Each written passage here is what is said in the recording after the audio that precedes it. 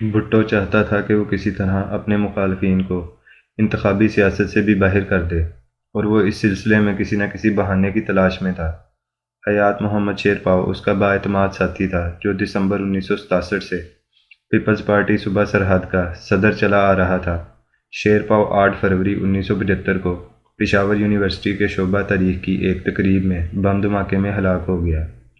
اس سانحے سے فائدہ اٹھاتے ہوئے بھٹو 2 دن بعد ہی قومی اسمبلی میں ایک آئینی ترمیم بل لے کر آ گیا، جس کے تحت حکومت کو یہ اختیار دے دیا گیا تھا کہ وہ کسی بھی ایسی سیاسی پارٹی کو خلاف قانون قرار دے سکتی تھی جو ملک کی سلامتی اور خود مختاری کے خلاف کارروائیاں میں ملوث پائی گئی ہو۔ اس ترمیم کے منظور ہونے کے فوراً بعد نیشنل عوامی پارٹی پر پابندی لگا دی گئی۔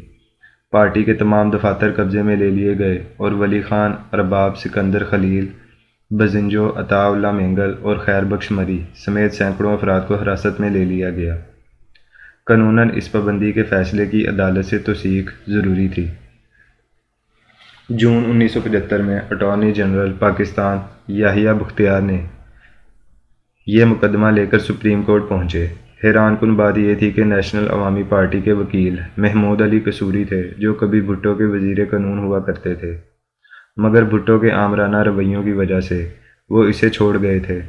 16 جون 1975 سے 17 ستمبر 1975 تک 3 ماہ سماعت ہوتی رہی۔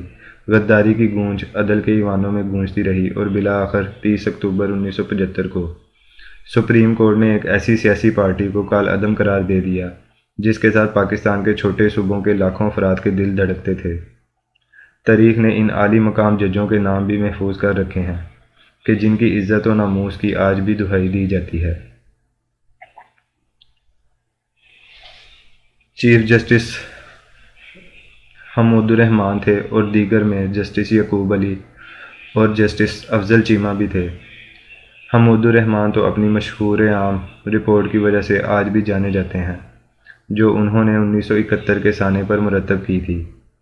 یعقوب علی کو عزت اس لیے ملی کہ اسے ضیاء الحق نے نکالا تھا، اور جسٹس افضل چیمہ تو وہ ہیں کہ جب ایوب خان کو اپنی صدارت بچانے کے لیے آئینی ترمیم کی ضرورت پڑی تو جن 2 اپوزیشن اراکین اسمبلی نے ووٹ دیا تھا وہ افضل چیمہ اور مولانا مفتی محمود تھے۔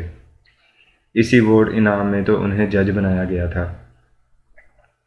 نیشنل عوامی پارٹی کو کالعدم قرار دینے، حیدرآباد ٹربیونل میں سیاسی مخالفین کے خلاف بغاوت کا مقدمہ شروع کروانے اور اپوزیشن سے اٹھنے والی آوازوں کو جیل میں بدترین تشدد سے خوفزدہ کرنے اور ناقابل اصلاح لیڈران کو صفحہ ہستی سے مٹانے کے بعد یوں لگتا تھا کہ ذوالفقار علی بھٹو کی اس آندھی کو اب شاید کوئی نہیں روک سکے گا۔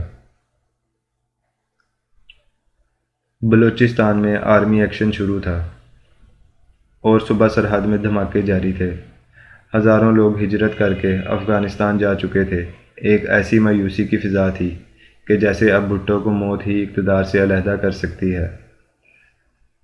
سول سروسز کے بارے میں بھٹو نے آئین میں موجود تمام تحفظات ختم کر دیے تھے اور اب تمام سول آفیسر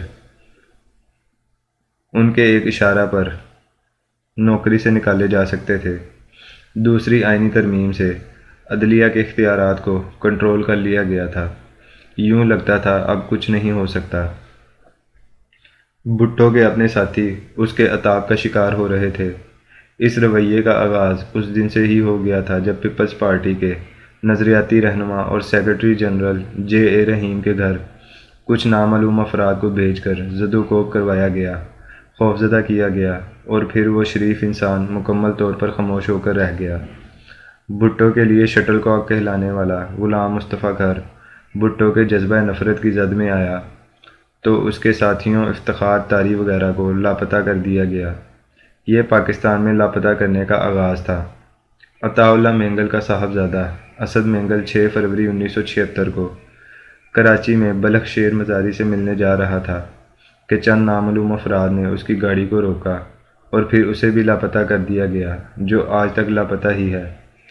نازک مزاج مصور حنیف رام پنجاب کا وزیر اعلیٰ بنایا گیا۔ وہ کبھی بھٹو کے جلسوں کو اپنی تقریروں سے گرمایا کرتا تھا، اچانک بھٹو کی ناراضگی کا نشانہ بن گیا۔ ایک دم وزارت اعلیٰ کی کرسی سے سیدھا تھانے کے حوالات پہنچا دیا گیا۔ اس کی بیوی شہین حنیف رامے کبھی اس تھانے اور کبھی اس تھانے میں اپنے میاں سے ملاقات کے لیے در بدر پھرا کرتی، مگر کوئی ملنے تک نہ دیتا۔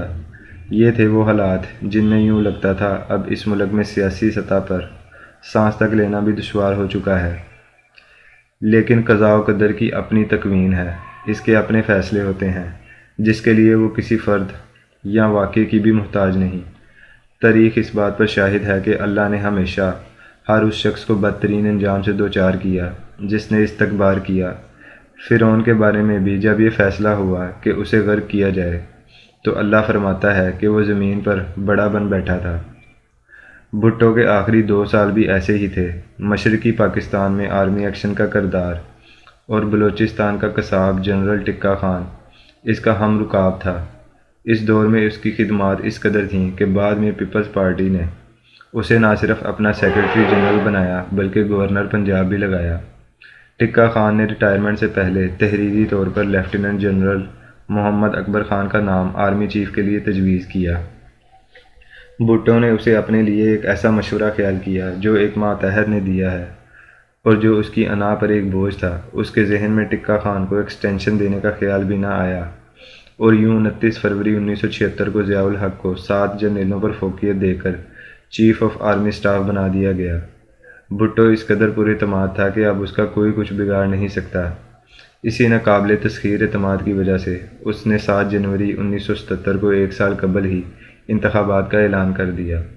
اس کے بعد جو کچھ ہوا وہ سب تاریخ ہے۔ اس تاریخ میں ایک سبق چھپا ہوا ہے کہ وقت ہمیشہ اسی وقت بدلتا ہے جب کسی ملک کی واضح اکثریت پر مایوسی، بددلی اور بے یقینی چھا جائے اور کوئی راستہ سجائی نہ دے۔ ایسے میں لوگ وہ سب کچھ پھر کر گزرنے پر تیار ہوتے ہیں جیسا انہوں نے 1977 میں کر دکھایا تھا۔ یہ 45 سال پرانی بات ہے۔ اس وقت پاکستان کی آبادی صرف 9 کروڑ تھی اور آج 22 کروڑ ہے۔ اس وقت نوجوانوں کی تعداد صرف 20% تھی اور آج 63% ہے، لیکن عوام کے اس جمع غفیر کے مقابلے میں قانون نافذ کرنے والے تمام اداروں کی نہ تو تعداد میں کچھ خاص اضافہ ہوا ہے اور نہ ہی ان کی صلاحیت بہتر ہوئی ہے۔ اس وقت ملک میں صرف 30 کے قریب بڑے شہر تھے اور آج ان کی تعداد 150 ہو چکی ہے۔ اس وقت صرف اخبار ہی تھے اور آج ٹیلی ویژن چینلوں کے علاوہ 17 کروڑ افراد کے پاس موبائل ہیں، جو ایک جیتا جاگتا چینل ہے۔ صرف 30 شہروں میں مسلسل احتجاج نے بھٹو حکومت کو بے بس کر دیا تھا، جبکہ آج ایسے 200 سے زیادہ قصبات اور شہر ہیں جہاں احتجاج حکومت کو دیوار سے لگا سکتا ہے۔ کچھ بدلا تو پھر وہ 1977 کی طرح نہیں ہوگا، بلکہ شاید اب کے سب کچھ ہی بدل جائے۔ آج جس کسی کو بھی اپنی طاقت پر جتنا بھی گھمنڈ ہے وہ اتنا ہی خاک میں مل سکتا ہے۔